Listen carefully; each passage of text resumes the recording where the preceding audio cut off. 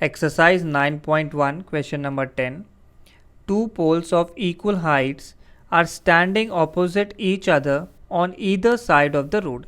तो यहाँ तक इन्फॉर्मेशन मिल गई है कि हमें एक रोड दी हुई है जिसके दोनों एंड्स पे पोल्स हैं ऑफ इक्वल लेंथ. तो हम पहले इतना ड्रॉ कर लेते हैं. तो सपोज़ इस तरीके से हमें ये एक रोड दी हुई है. इस रोड के दोनों एंड्स पे ये हमारे पास रोड है और रोड के दोनों एंड्स पे either side of the road poles हैं. तो सपोज़ यहाँ पे हमने एक पहला पोल ड्रॉ कर लिया और दोनों पोल्स की जो हाइट है वो बिल्कुल सेम है. सो ये विड्थ ऑफ रोड हो गई और इस पॉइंट पे एक और पोल है जो कि बिल्कुल सेम हाइट का है. सो एक पोल को हम बोल देते हैं ए बी और दूसरे पोल को बोल देते हैं सी डी. नेक्स्ट आगे है विच इज़ 80 मीटर वाइड. तो जो रोड की विड्थ है वो हमें गिवन है 80 मीटर. तो जो बी डी लेंथ है ये विड्थ ऑफ रोड है ये हमें गिवन है 80 मीटर.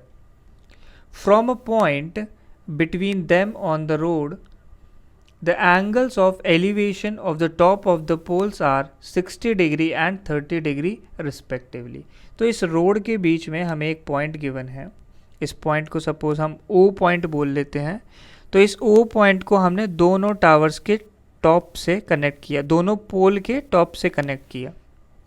सो सी ओ लेंथ आ गई एक और एक आ गई ए ओ. सो यहाँ पे हमें गिवन है angles of elevation of top of the poles are 60 degree and 30 degree. So इनमें से एक एंगल 30 है. तो सपोज हमने ये वाला एंगल मान लिया 30 और लेफ्ट वाले एंगल को हमने मान लिया 60 degree. Find the height of the poles and the distances of the point from the poles. तो यहाँ पे हमें सबसे पहली वैल्यू निकालनी है हाइट ऑफ पोल्स. तो दो पोल्स हैं, तो एक हो गया ए बी पोल और एक हो गया सी डी पोल. तो ये हमें पहले ही गिवन है कि दोनों की हाइट सेम है. तो A B is equal to C D, ये वैल्यू हमें पहले से गिवन है. नेक्स्ट सेकेंड चीज़ हमें निकालनी है distances of the point from the poles.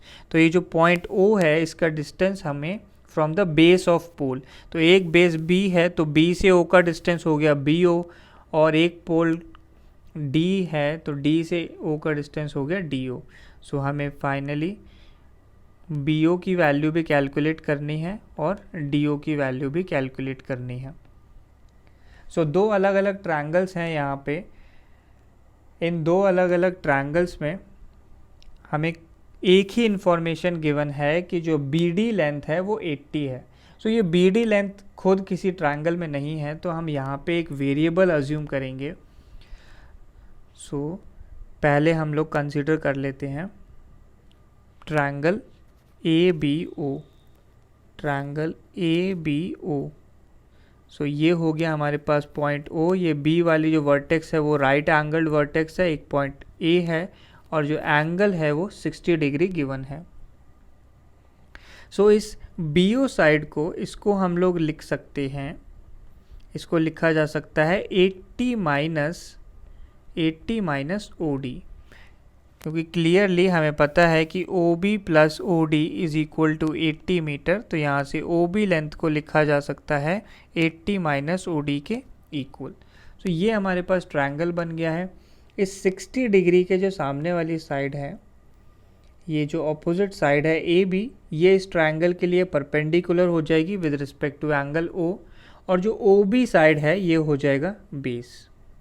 So perpendicular और बेस इन दोनों को यूज़ करके हम ट्रिग्नोमेट्रिक रिलेशन लिखेंगे. तो tan ऑफ ओ लिखने वाले हैं हम यहाँ पे. सो ये बनता है tan O is equal to, तो tan जो है परपेंडिकुलर अपॉन बेस का रेशो है. परपेंडिकुलर लेंथ यहाँ पे है ए बी और बेस है हमारे पास ओ बी. और एंगल ओ ये वैल्यू गिवन है 60 डिग्री. तो रिलेशन आएगा tan 60 degree is equal to A B upon, next O B length है, इस ओ बी को हमने लिखा है 80 minus O D. 80 minus O D.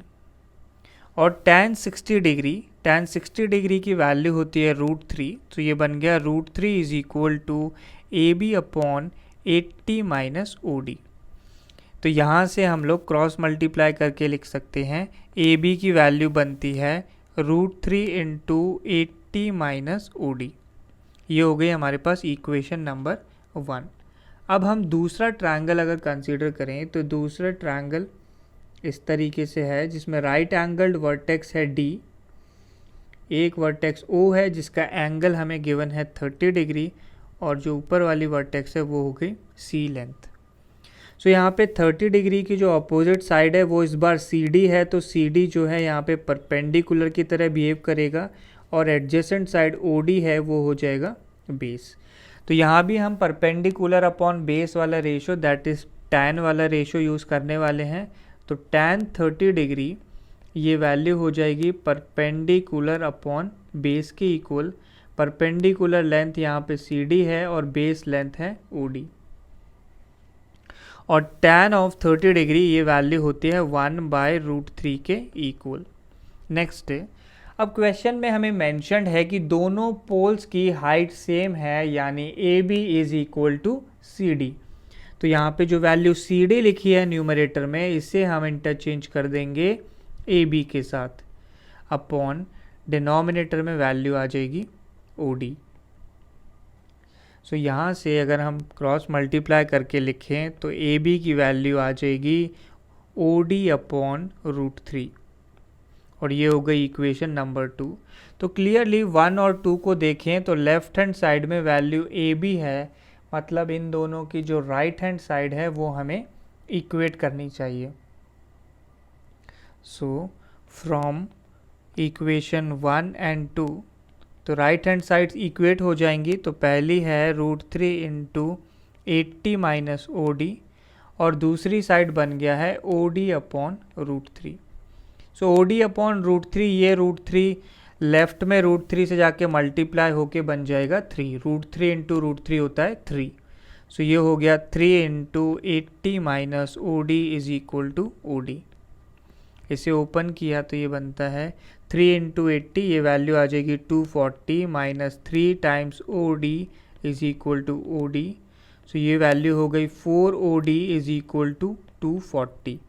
तो यहाँ से OD की वैल्यू आ जाएगी 240 अपॉन 4। तो 240 अपॉन 4 किया तो ये वैल्यू हमें मिल गई 60। तो 60 वैल्यू मिल गई है, और AB और CD में से हम एक वैल्यू निकाल लेते हैं। AB की वैल्यू फर्स्ट इक्वेशन से हमारे पास है √3 इंटू 80 माइनस OD।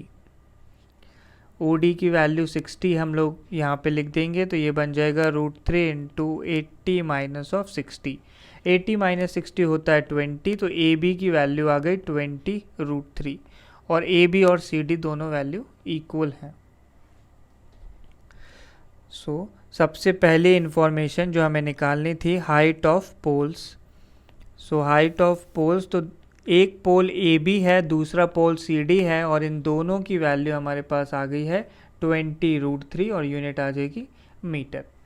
नेक्स्ट हमें निकालना था distance of the point from base of the poles. तो एक पॉइंट O है और B और D पॉइंट है, तो OD लेंथ ये हमने निकाल ली है 60। सो OD लेंथ हमारे पास 60 है, और BD लेंथ हमें पहले से गिवन है 80 metre. Width of road given थी 80 मीटर। सो क्लियरली इस OB की वैल्यू आ जाएगी 20 मीटर। 60 प्लस 20 ही 80 होगा। सो यहाँ से हम बोल सकते हैं distance from point of elevation, जहाँ से एंगल्स मेजर किए गए हैं जो पॉइंट रोड पे है। तो distance from point of elevation, तो ये वैल्यू आ गई, एक वैल्यू आ गई हमारे पास 20 मीटर एंड दूसरी वैल्यू आ गई 60 मीटर।